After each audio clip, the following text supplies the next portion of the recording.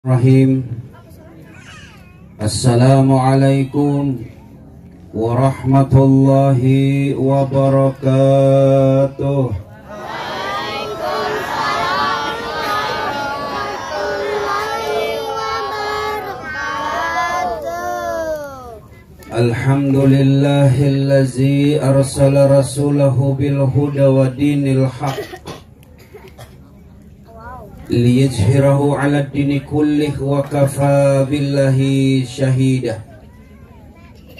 Ashhadu an la ilaha illallah wahdahu la syarika lah wa ashhadu anna muhammadan abduhu wa rasuluh la nabiyya ba'dah. Allahumma salli ala muhammadin wa ala alihi wa sahbihi wa mawala amma ba'd. Qala Allah ta'ala fi kitabil karim, a'udzu billahi minasy syaithanir rajim. Ya ayyuhallazina amanu taqullaha haqqa tuqatih wa la tamutunna illa wa antum muslimun. Yang saya hormati Ibu Camat Kecamatan Gunung Tabur, yang saya hormati ada beberapa kadis yang hadir juga di kesempatan malam ini. Saya lihat di samping kanan ada kadis Naker, samping kiri Song Sami Bu Camat, Lurah Gunung Tabur,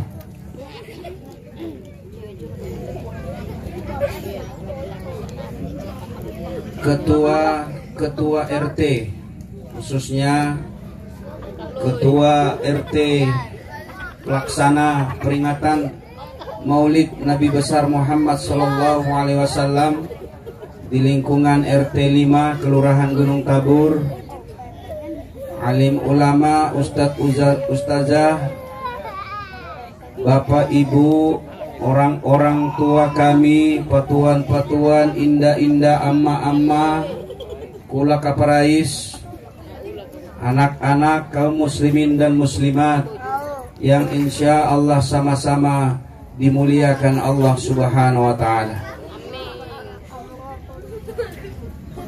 Bersyukur kita kepada Allah Subhanahu wa Ta'ala. Pada malam hari ini kita berada di penghujung bulan Rabiul Awal, yang dalam rangka kita memperingati Maulid Nabi besar Muhammad Sallallahu Alaihi Wasallam.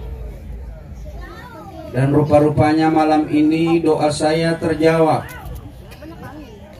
Saya selalu berdoa mudah-mudahan saya itu ketepatan dengan Ibu Camat, karena beberapa kali acara selalu selisih, dan rupanya malam ini alhamdulillah bisa secara bersama-sama.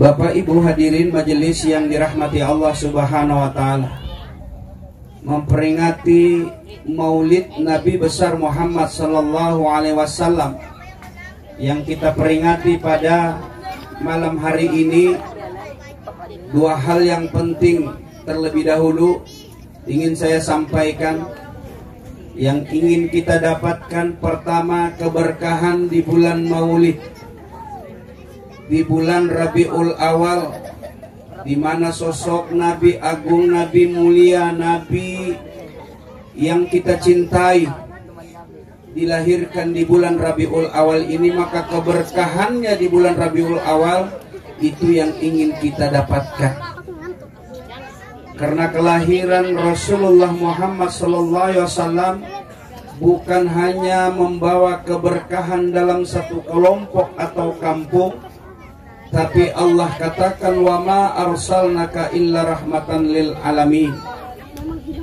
Dia membawa keberkahan, rahmat seluruh alam. Maka keberkahan ini dimaknai ziyadatul khair. Jadi berkah itu Bapak Ibu kebaikan yang bertambah-tambah.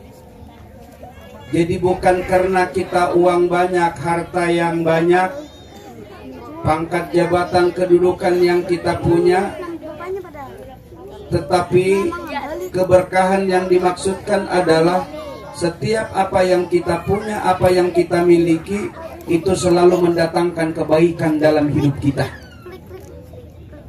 Artinya, kalau kita punya uang, kita punya harta, kita diamanahi pangkat jabatan kedudukan, lalu kemudian tidak mendatangkan kebaikan kepada diri kita dan kepada orang lain, maka itu belum disebut berkah. Maka keberkahan di dalam bulan Rabiul Awal ini, kita minta kepada Allah, bermohon mudah-mudahan Allah akan berikan keberkahan itu kepada kita semuanya, bertambah-tambah, lalu kemudian menjadikan kebaikan dalam kehidupan kita. Itu yang pertama. Yang kedua, rahmat, kasih sayangnya Allah, itu yang ingin kita raih.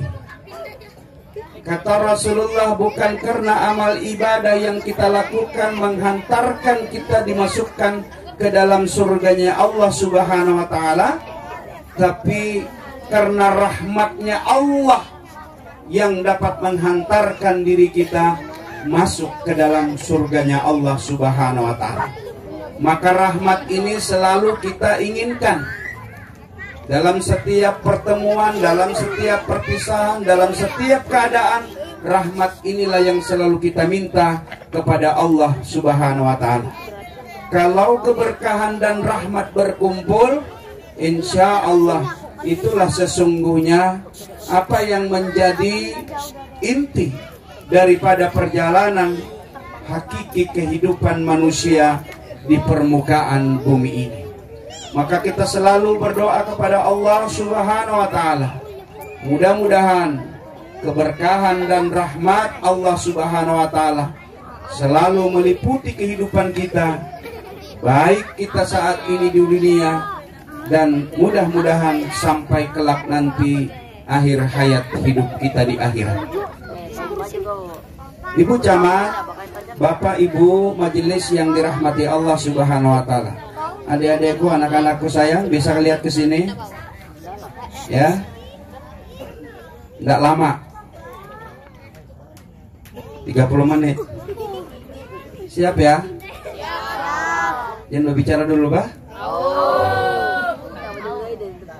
Peringatan Maulid Nabi besar Muhammad SAW mungkin di tempat-tempat masjid, langgar, musala di sekitar kita sudah melakukan hal yang serupa. Makanya saya kalau sudah membawa anak saya ini di mobil, sampai saya mau naik tadi, materinya apa, Bi? Rupanya risau juga dia, karena mungkin setiap titik dia tahu kalau materi yang saya sampaikan ini materinya apa lagi nih, Bi? Yang kemarin atau yang baru? Sampai tadi menjelang naik masih nanya dia. Risau juga rupanya dia. Apa ini materi Abi yang disampaikan? Ini anak saya yang ke-6, Bapak Ibu, tunggal, laki-laki. Semuanya perempuan, alhamdulillah. Anak ke-6 baru dapat laki-laki. Bapak Ibu hadirin majelis yang dirahmati Allah Subhanahu wa Ta'ala, memperingati Maulid Nabi besar Muhammad SAW, kita sepakat ingin mengambil hikmah, mengambil kebaikan dari peringatan ini. Paling tidak ada 5 hal yang ingin saya sampaikan di dalam hikmah Maulid yang kita laksanakan pada malam hari ini. Yang pertama, dengan memperingati Maulid Nabi besar Muhammad SAW, kita membuktikan kecintaan kita kepada Nabiullah Muhammad SAW. Bukti cinta kita kepada Nabi, maka kita bergembira untuk melaksanakan peringatan Maulid seperti ini. Tapi sebagai catatan khusus, lagi-lagi saya inginkan semua kita jangan terjebak kepada seremonial saja. Tiap tahun kita peringati yang namanya Maulid ini. Jangan sampai kita terjebak kepada seremonial memperingati setiap tahun, tetapi sedikit hikmah yang dapat kita ambil. Nah, kita kepengen dari setiap momen peringatan ini ada oleh-oleh yang akan kita jadikan petunjuk, jadikan pedoman, jadikan pegangan sebagai landasan dasar kita melakukan seluruh aktivitas dalam kehidupan keseharian kita. Maka hikmah yang pertama, kita ingin membuktikan kecintaan kita kepada Rasulullah Muhammad SAW. Kenapa kita mesti cinta kepada Nabi? Kenapa kita mesti cinta kepada Rasul? Karena Rasulullah Muhammad SAW yang menyebabkan kita bisa berislam, yang menyebabkan kita tahu salah dan benar, yang menyebabkan kita tahu mana yang hak, mana yang batil, yang menyebabkan kita hari ini tidak menyembah patung, tidak menyembah berhala, tidak menyembah pohon. Karena boleh jadi kalau Rasulullah tidak diutus kepada kita, boleh jadi kita masih orang-orang yang tidak beriman kepada Allah Subhanahu wa Ta'ala. Maka inilah yang menjadi hikmah utama kita, kecintaan kita kepada Nabiullah Muhammad SAW. Sebagaimana yang diabadikan oleh Allah, laqad kana lakum fi Rasulillahi uswatun hasanah. Familiar sudah ayat ini, disampaikan berulang-ulang bahwa terdapat contoh suri toladan yang baik di dalam diri Rasulullah SAW. Kenapa Rasul dijadikan contoh? Alasan Allah menjadikan Rasul sebagai contoh, yang pertama, Rasul itu sama manusianya seperti kita. Sama seperti kita manusia. Dan dia memang manusia sama seperti kita. Dia dilahirkan seorang ibu. Dia melewati masa anak-anak, bermain sebagaimana anak-anak kita. Dia lewati masa remajanya, masa dewasanya, sama seperti kita manusia. Cuma ada kekhususan karena Rasulullah dibimbing langsung oleh Allah Subhanahu wa Ta'ala dalam perjalanan kehidupannya sampai nanti diangkat menjadi Rasulullah.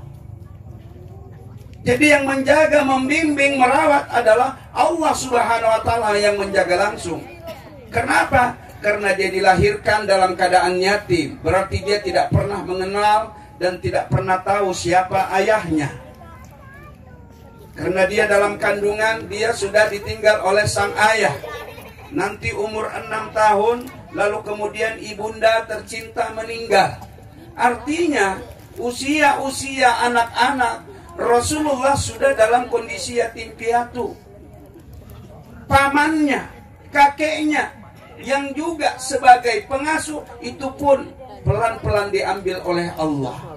Ini mengisyaratkan bahwa Rasulullah manusia yang sama dan serupa dengan kita, tapi yang membimbing, merawat, menjaga, mengawasi Allah langsung, bukan keluarganya, bukan orang-orang tercintanya, sebagaimana kita manusia biasa. Sehingganya keutamaan yang dimiliki oleh Rasulullah beda dengan kita.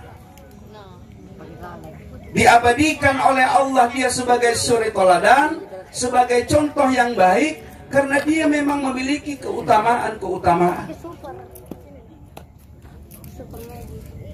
Rasulullah itu, Bu, ludahnya bermanfaat. Suatu ketika ingin hijrah ke Madinah dan ingin masuk ke dalam Gua Sur. Abu Bakar izin dengan Rasulullah. Ya Rasul, saya tengok dulu kondisi Gua Sur. Khawatir kalau nanti ada binatang yang berbahaya. Silahkan, kata Rasulullah. Akhirnya apa? Abu Bakar turun ke Gua Sur, dia bersihkan Gua Sur, ternyata benar. Tangan Abu Bakar digigit oleh kalajengking. bengkak, merah muka Abu Bakar, menahani rasa sakit. Kalajengking Arab, Bu, pasti beda dengan kalajengking Gunung Tabur. Bengkak tangannya. Begitu sampai kembali kepada Rasulullah, akhirnya, sudah ya Rasul, guanya sudah bersih. Masuklah mereka di dalam gua. Abu Bakar ini kondisinya ya orang keramatan, mukanya tidak nyaman dilihat. Jadi Rasulullah menanya, Abu Bakar, emang kenapa? Kok wajahnya tidak seperti biasa? Oh, enggak. Abu Bakar ditanya itu enggak ngaku. Tapi setelah dipaksa oleh Rasulullah, ya Abu Bakar, katakan apa yang terjadi dengan dirimu? Iya Tuhan, saya waktu membersihkan gua tadi tersengat kalajengking tangan saya, bengkak meleleh darah. Kenapa ndak bilang dari tadi, kata Rasulullah. Saya tidak mau merepotkan Tuhan. Sini. Disorongkan tangan Abu Bakar kepada Rasulullah. Bismillahirrahmanirrahim, lalu diludahi oleh Rasul.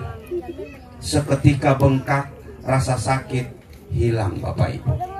Ludah Rasul. Namun lu janta beda lagi. Tahu ya. Jadi Rasulullah ludahnya saja obat. Itu bedanya. Kenapa?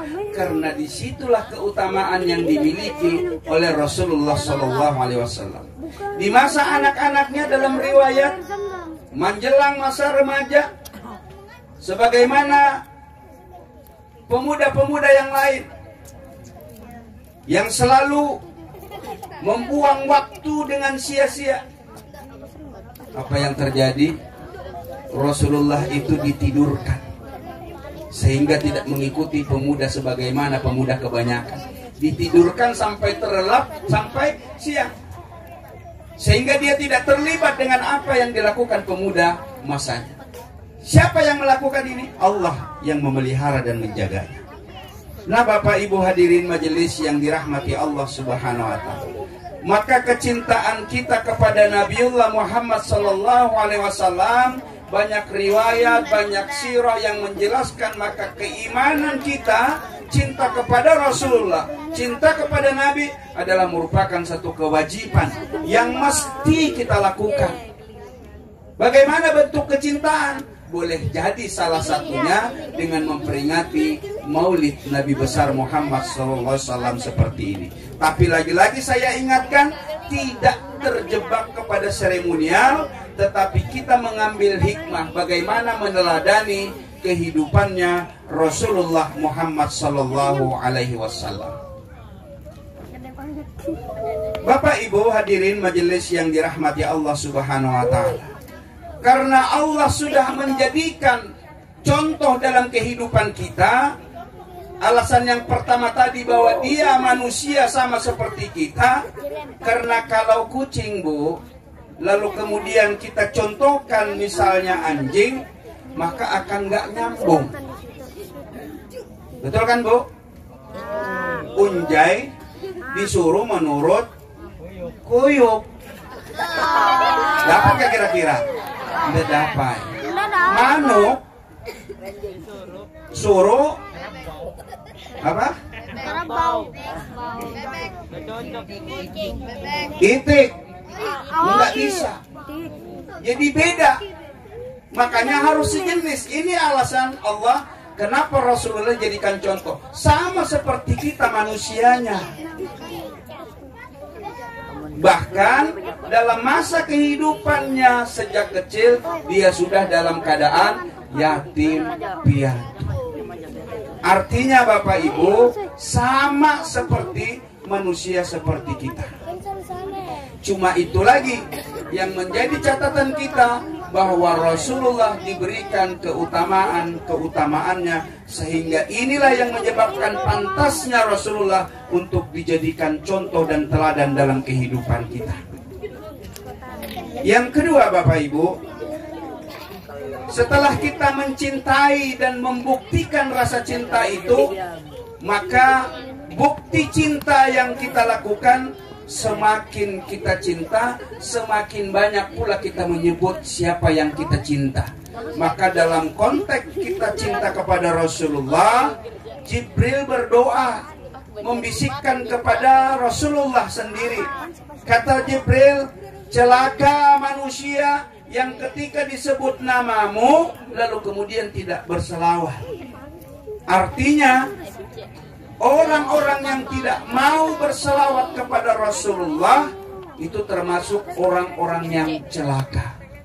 Maka dengan mencintai kita kepada Rasulullah, semakin pula kita menggiatkan untuk berselawat kepada Rasulullah Muhammad sallallahu alaihi wasallam. Sekurang-kurangnya Allahumma salli ala Sayyidina Muhammad wa ala ali Sayyidina Muhammad. Bapak Ibu hadirin majelis yang dirahmati Allah Subhanahu wa taala. Yang kita teladani dalam kehidupan Rasulullah, yang pertama adalah akidahnya Rasulullah. Akidahnya Rasulullah yang dibawa sama juga sebagaimana yang dibawa oleh para nabi dan sebelum Rasul. Dari Nabi Adam, Nuh, Hud, Idris, Saleh sampai kepada Nabi Isa, dan ditutup oleh beliau sama akidah yang dia bawa, yaitu tentang mentauhidkan Allah Subhanahu wa taala. Bagaimana mentauhidkan Allah Subhanahu wa taala? La ilaha illallah, la ilaha illallah. Ini kalimat singkat, kalimat pendek. Tiada Tuhan selain Allah. Ini yang dibawa sejak dari Nabi Adam, Idris, Nuh, Saleh, Isa sampai kepada Rasulullah Muhammad SAW. Bagaimana diajarkan tentang akidah mentauhidkan Allah. Allah itu satu, Allah itu tidak berbilang, Allah itu tempat kita meminta, Allah tempat kita berserah diri, Allah tempat segala-galanya dalam kehidupan kita. Maka ini yang diajarkan Rasulullah Sallallahu Alaihi Wasallam. Maka akidah kita, bagaimana kita berupaya dan memahami, mempelajari tentang tauhid kita, hanyalah tertuju kepada Allah Subhanahu Wa Taala. Qul huwallahu ahad, Allahus samad, lam yalid wa lam yulad wa lam yakul lahu kufuwan ahad. Katakanlah Allah itu esa, Allah itu tinggal, tidak berbilang.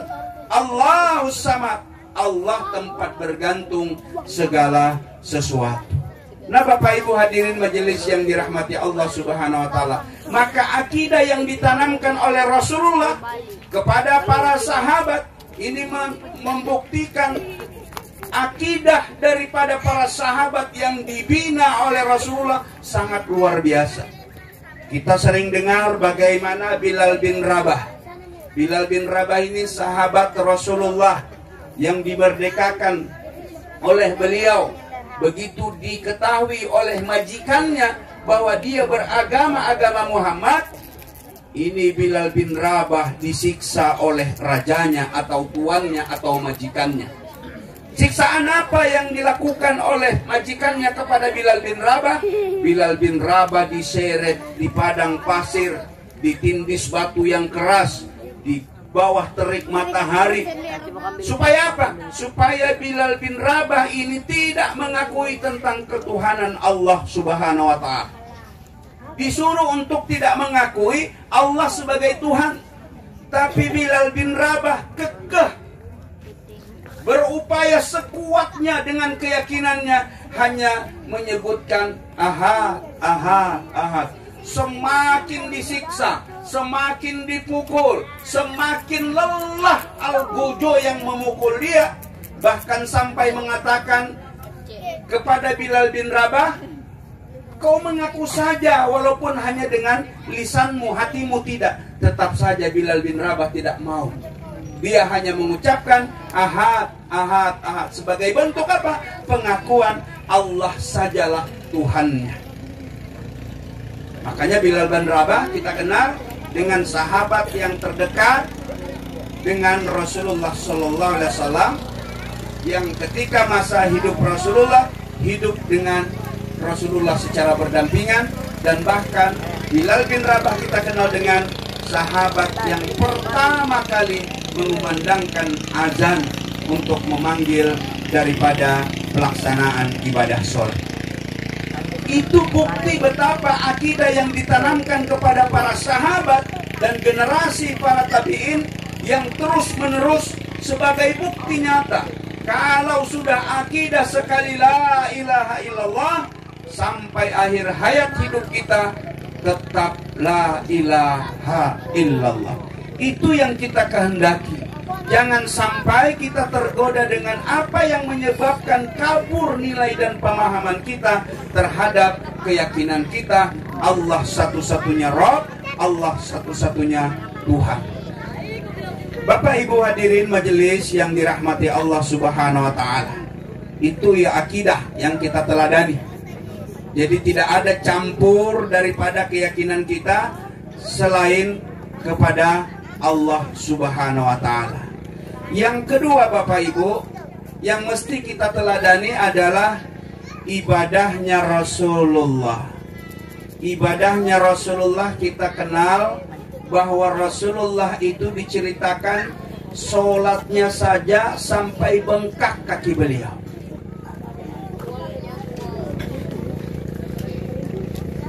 Apa iya kalau sholat lalu kemudian sampai bengkak kakinya? Karena Rasulullah kalau melaksanakan ibadah sholat, tapi dia sholat sendiri. Kalau sholat sendiri dia memanjangkan bacaannya. Rasulullah itu kalau sudah membaca surat Al-Fatihah, lalu kemudian dia baca surat Al-Baqarah. Baca surat Al-Baqarah ada kurang lebih 286.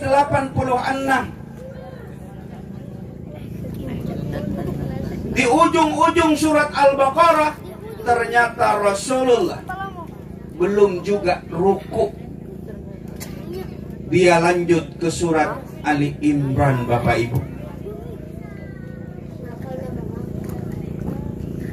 286 ayat Al-Baqarah. Lalu disangka dia ingin ruku, dia lanjut lagi ke surat Ali Imran, ada 200 ayat. Ternyata belum lagi. Dia lanjutkan ke surat An-Nisa, kurang lebih 176. Jadi satu rakaat dia berdiri lamanya di dalam sholat Al-Baqarah, Ali Imran, dan An-Nisa. Kurang lebih ada 5 juz itu. Jadi sangat wajar Bapak Ibu kalau Rasulullah di dalam sholatnya sampai bengkak kaki beliau. Nah, gimana dengan ibadah kita Pak, Bu?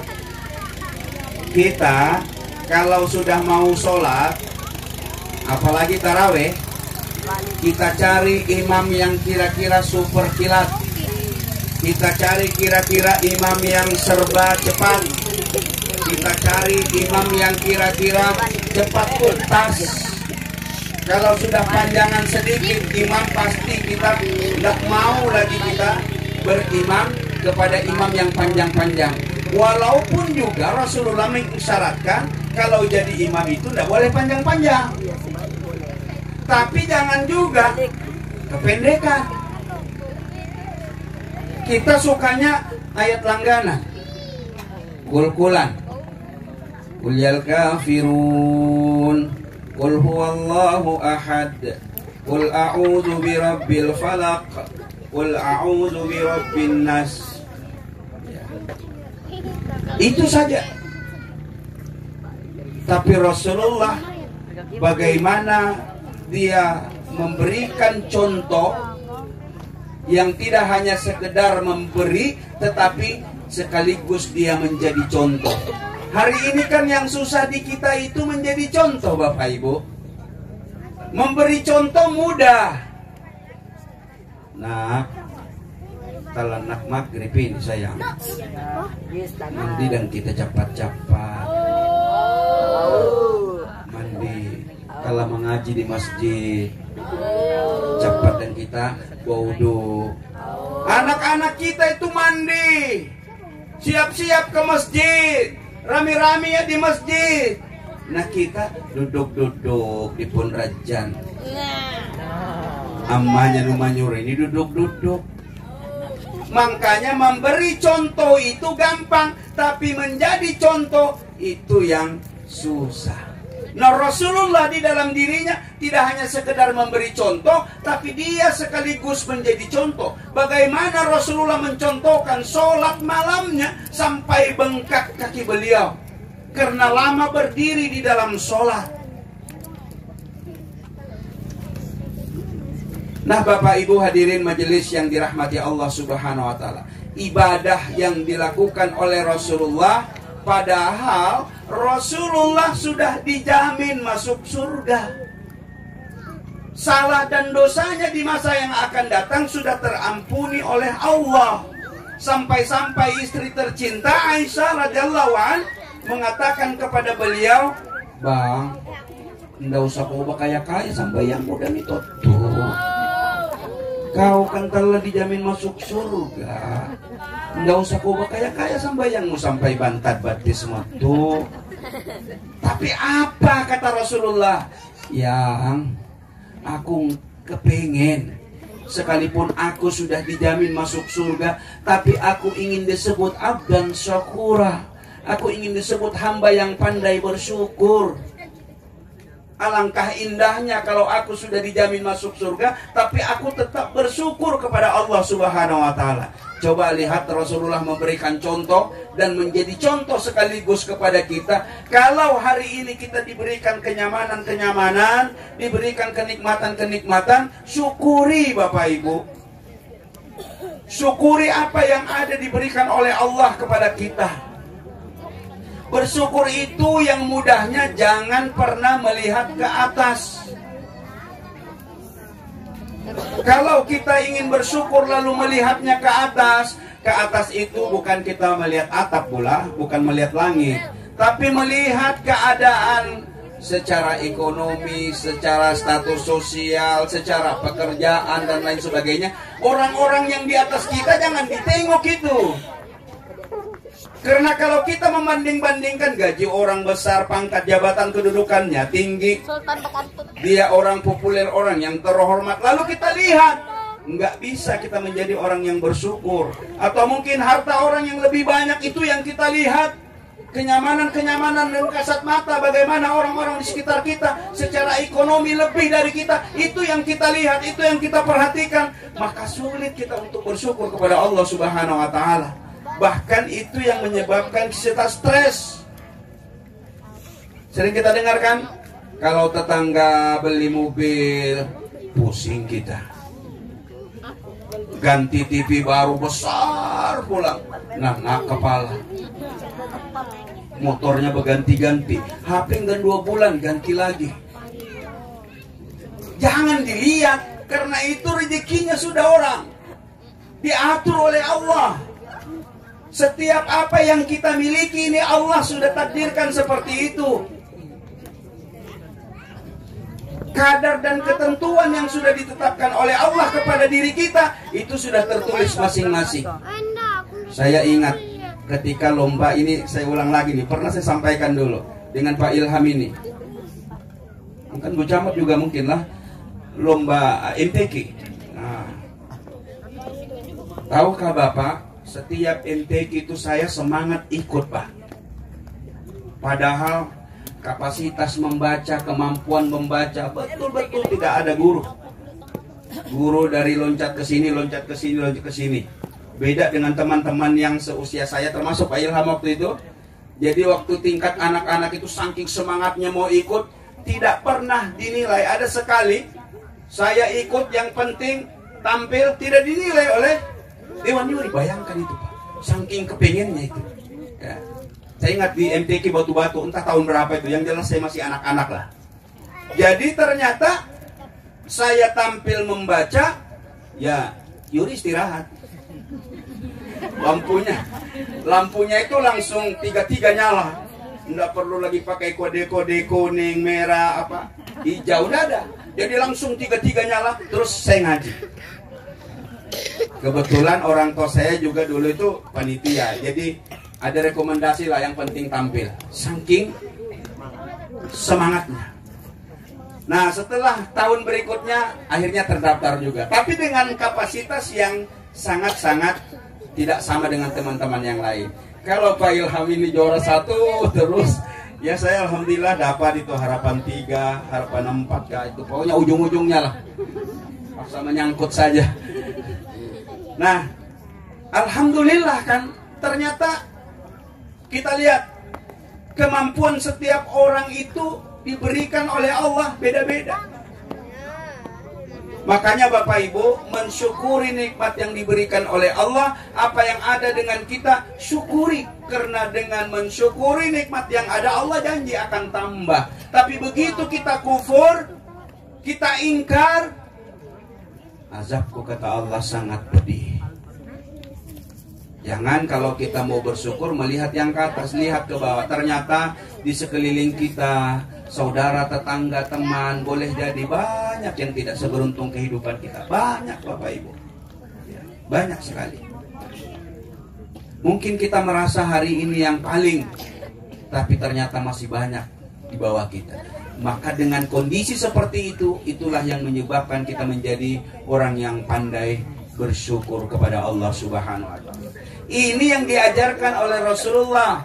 Aku kepengen disebut menjadi abdan syakura, menjadi hamba yang pandai bersyukur. Sekalipun aku sudah dijamin masuk surga, sekalipun segala salah dan dosaku itu sudah dihapuskan oleh Allah, tapi aku kepengen, kata Rasulullah, ingin disebut menjadi hamba yang pandai bersyukur. Coba kira-kira kita, Bu, dosa telah dihapus, pahala telah dijamin, kita sudah jelas dimasukkan ke dalam surga. Rasa-rasanya nggak ada dampak lagi kita sambayang, ya, guling limpang, bejikir jo kita malas biasa, ya. Padahal Rasulullah mengajarkan sekalipun ada kebaikan-kebaikan yang sudah ada dengan diri kita, tapi justru ditambah kebaikan itu agar apa? Agar kita menjadi orang-orang yang pandai bersyukur. Nah Bapak Ibu hadirin majelis yang dirahmati Allah Subhanahu wa Ta'ala, sudah akidahnya, sudah ibadahnya. Ibadah Rasulullah sedemikian rupa, Rasul itu menjadi contoh dalam kehidupan keseharian kita terkait dengan ibadahnya. Sangat-sangat luar biasa. Nah kita setidak-tidaknya kalau kita ingin melaksanakan ibadah sesuai dengan standar minimal yang kita mampu dan bisa, itu kita lakukan. Lalu yang ketiga Bapak Ibu, setelah akidah, ibadah, kemudian akhlaknya Rasulullah Muhammad SAW. Tadi Ibu Camat juga sudah mengutip bahwa tidak diutus kecuali untuk menyempurnakan akhlak. Akhlak inilah yang sesungguhnya Rasulullah diutus untuk memperbaiki akhlak. Memperbaiki akhlak dalam kehidupan keseharian. Karena titik tolak dan landasan setiap apa yang kita lakukan bersumber daripada akhlak kita, tingkah laku kita. Rasulullah orang yang mulia, orang yang agung, orang yang suci, tapi akhlaknya begitu luar biasa. Sejak kecil dia sudah diberi gelar Al-Amin, orang yang terpercaya, orang yang dapat dipercaya. Akhlak Rasulullah baik kepada lawan, apalagi kepada kawan. Jadi tidak ada yang namanya Rasulullah itu balas dendam. Justru Rasulullah menginginkan kalau ada orang-orang yang pernah dia sakiti, orang-orang yang merasa terzolimi dengan dirinya, dia minta untuk dibalas. Coba perhatikan Bapak Ibu, begitu akhlaknya Rasulullah. Bukan dia mencari-cari kesalahan orang lain untuk membalas, tapi justru dia umumkan. Dia umumkan kepada sahabat-sahabatnya. Sahabatku sekalian, selama kita berinteraksi, selama kita berteman, selama kita bersama, boleh jadi selama kita berteman dan berkawan itu ada kezaliman yang pernah sudah saya lakukan, maka mohon silahkan untuk membalas apa yang pernah saya lakukan. Ini bagaimana Rasulullah, seorang pemimpin, seorang nabi, seorang yang mulia, memiliki akhlak yang tinggi. Dia tidak mencari kesalahan orang lain, tapi justru dia minta koreksi kesalahannya. Yang jika kesalahan itu ada, kata Rasulullah, balas ke saya. Nah, sahabat kan bingung ketika disampaikan ini, siapa yang mau membalas daripada akhlaknya Rasulullah yang sedemikian rupa bagus dan baiknya, sedemikian mulianya. Sahabat mustahil untuk membalas yang namanya kesalahan dan kezaliman, karena memang tidak terjadi dan tidak pernah ada. Tapi ternyata Bapak Ibu, ketika Rasulullah mempertanyakan kepada sahabat, ada ternyata sahabat yang nyelip satu. Ada sahabat yang nyelip satu, merasa dizolimi oleh Rasulullah. Ketika ditanya kepada sahabat lain diam, dia acung tangan. Saya Rasulullah, ketika masa perang saya tercambuk punggung belakang saya. Sahabat yang lain kaget mendengar seorang sahabat yang berdiri mengacungkan tangan untuk membalas daripada apa yang pernah dilakukan oleh Rasulullah kepadanya. Berdirilah sahabat yang bernama Ukasah. Ukasah berdiri, saya Rasulullah, saya yang pernah tercambuk punggung belakang ketika perang terjadi. Apakah Rasulullah sengaja atau tidak? Tapi yang jelas punggung belakang saya kena. Hari ini saya ingin memberikan balasan. Bayangkan Bapak Ibu, ternyata ada sahabat ingin membalas daripada apa yang dilakukan oleh Rasulullah. Ringkas riwayat, Ukasah ini diberikan cambuk Bapak Ibu. Begitu diberikan cambuk kepada Ukasah, Ukasah bilang lagi, ya Rasul, pada saat saya tercambuk, saya tidak pakai baju. Rugi dong saya. Harus sama. Rasul harus buka baju. Dibuka baju beliau Bapak Ibu. Terlihat kulit mulia dan agung itu. Begitu Ukasah siap maju ke depan untuk membalas, ternyata hanya sekedar akal-akalan Ukasah. Ukasah hanya sekedar ingin memeluk daripada tubuh Rasulullah Shallallahu Alaihi Wasallam. Dipeluk erat-erat. Ya Rasulullah, saya tahu kalau sebentar lagi Tuhan akan wafat. Saya tidak pernah tahu kalau nanti kita bisa bertemu lagi. Kalaupun kita sama-sama dimasukkan ke surga, pasti tingkatannya beda. Apalagi kalau saya ditempatkan di neraka, sementara Tuhan di surga, pasti tidak akan ketemu. Maka ini akal-akalan saya untuk bisa menyentuh kulitmu, sehingga aku bisa berpelukan denganmu ya Rasulullah. Sahabat yang tadi menyangka, bersangka buruk dengan Ukasah ingin membalas dendam, ternyata tidak. Dia hanya ingin memeluk daripada Rasulullah.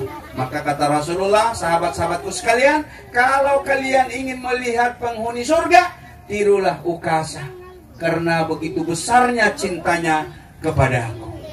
Nah Bapak Ibu, ini keteladanan yang dilakukan oleh Rasulullah. Setiap kesalahan, kezaliman yang dia lakukan, dia umumkan kepada sahabatnya untuk dilakukan balas. Dia tidak mau dihisab, tidak mau memperhitungkannya di hadapan Allah Subhanahu wa taala. Lebih baik dibalas di dunia. Seperti itulah gambaran betapa akhlak yang diberikan oleh Rasulullah kepada kita. Sangat-sangat luar biasa. Kita pernah juga mendengar kalau Rasulullah setiap ke masjid diludahin. Diludahin setiap dia ke masjid. Tiap hari. Tidak marah Rasulullah. Dia lihat dan rasakan saja bahwa ada ludah. Satu ketika yang ngeludahin ini tidak lagi ludahin. Langsung ditanya kepada sahabat, kemana ini si tukang ludah? Ternyata sakit Bapak Ibu. Apakah kemudian si yang sering meludah sakit lalu kemudian dia bilang, nah merasakan? Tidak, ternyata. Kalau kita, orang yang setiap hari menzolimi, menyakiti lalu kemudian sakit, jumpa kita marah, kusum, merasakan, melujai kau lagi.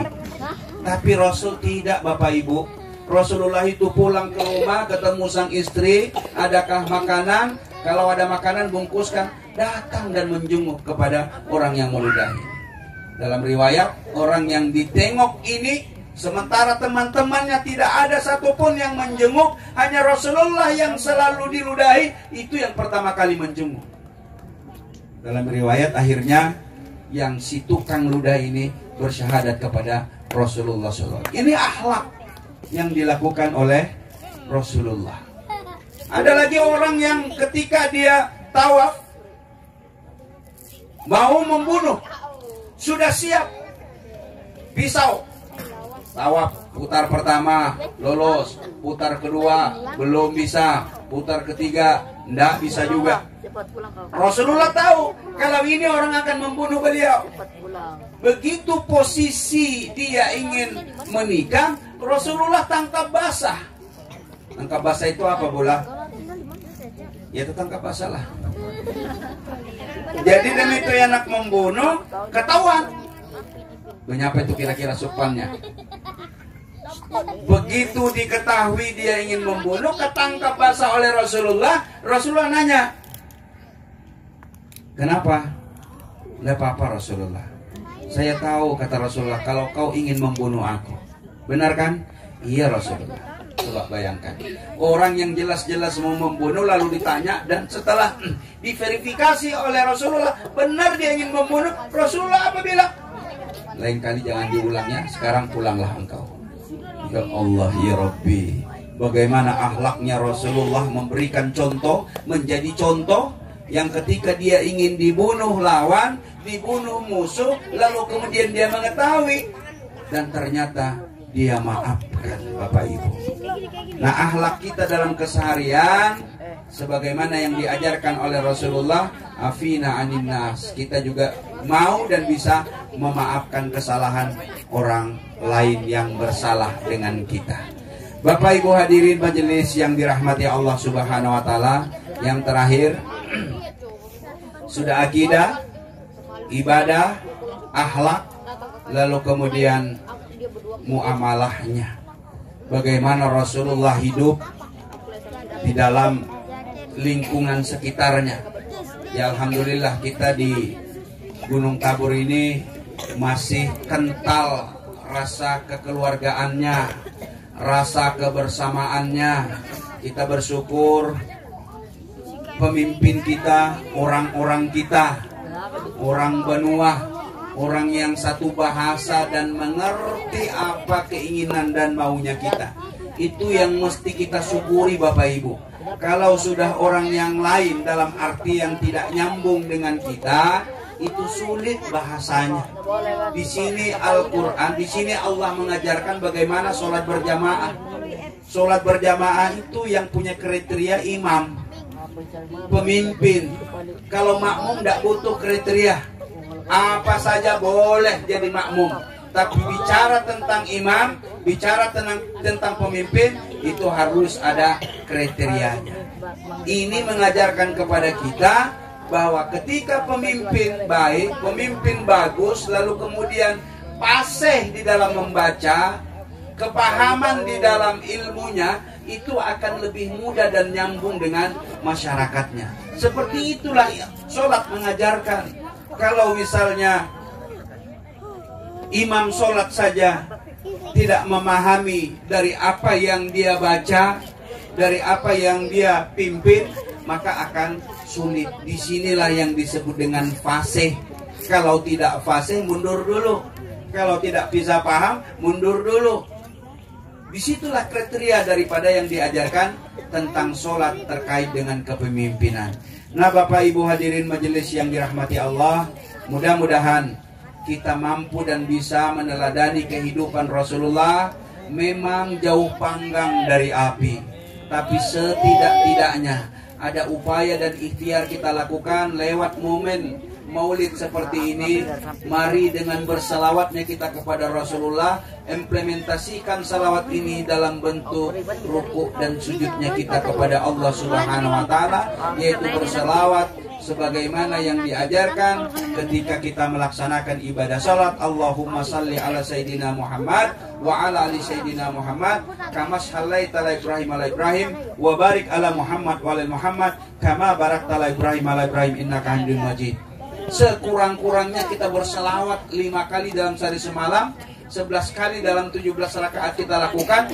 Itu yang mesti kita lazimkan untuk mengimplementasikan cinta kita kepada Rasulullah SAW. Karena Rasulullah ini Bapak Ibu begitu cintanya dengan kita, sampai umat-umat yang terdahulu itu iri dengan kehidupan kita umatnya Muhammad. Karena apa? Mereka itu belakangan akan dihisab, mereka itu belakangan akan diperhitungkan, mereka itu belakangan akan dimasukkan ke dalam surga. Tapi yang lebih dahulu dimasukkan ke dalam surga adalah umatnya Muhammad SAW. Dengan catatan Rasulullah memberikan syafaat kepada kita. Nah, syafaat inilah sesungguhnya yang ingin kita raih. Bagaimana meraihnya? Kuncinya kalau kita mau mencintai dan mengikuti apa yang menjadi teladan Rasulullah Muhammad SAW. Mudah-mudahan Bapak Ibu hadirin majelis yang dirahmati Allah Subhanahu wa taala, melalui peringatan Maulid Nabi besar Muhammad SAW yang kita peringati pada malam hari ini, keberkahan Allah turunkan di Kelurahan Gunung Tabur dan secara umum Kecamatan Gunung Tabur dan Kabupaten Berau.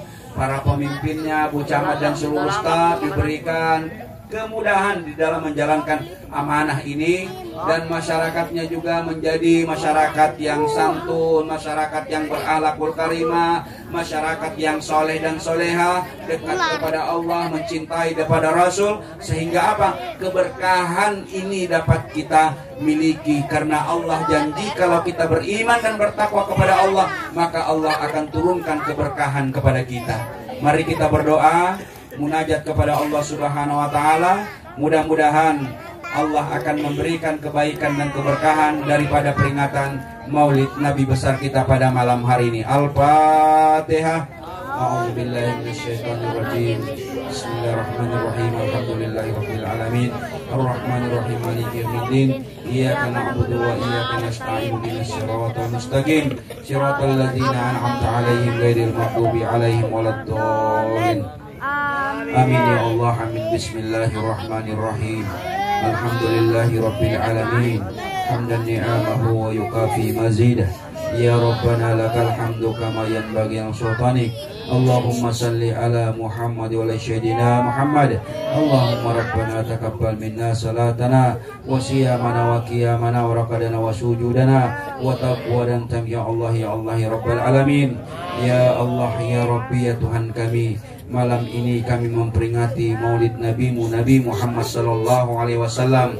Ya Allah ya Rabbi, berkahi dalam peringatan ini ya Allah. Ampuni ya Allah dosa-dosa kami ya Allah, dosa-dosa kedua orang tua kami ya Allah, dosa para pemimpin kami ya Allah, dosa para guru kami ya Allah, dosa para ustaz-ustazah kami ya Allah. Ya Allah ya Rabbi, berikan keberkahan Maulid kepada kami ya Allah. Istiqomahkan hati kami untuk melaksanakan segala apa yang telah Engkau perintahkan kepada kami ya Allah.